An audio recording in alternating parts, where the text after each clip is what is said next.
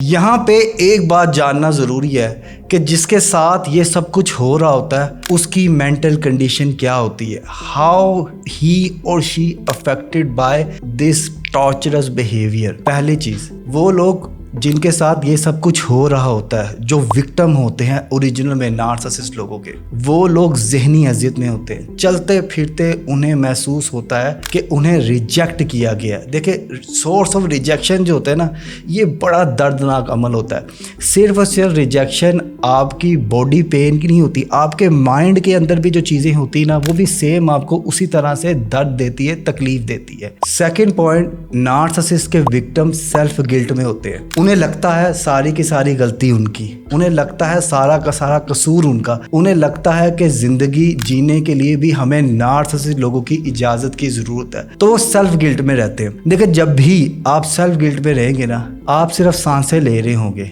जिंदगी की एक रस्म पूरी कर रहे होगे, जिंदगी आप जी नहीं रहे होगे, क्योंकि आपके जहन में इतने गिल्ट्स है, इतने रिग्रेट है जो कि ओरिजिनल में आपके हैं भी नहीं।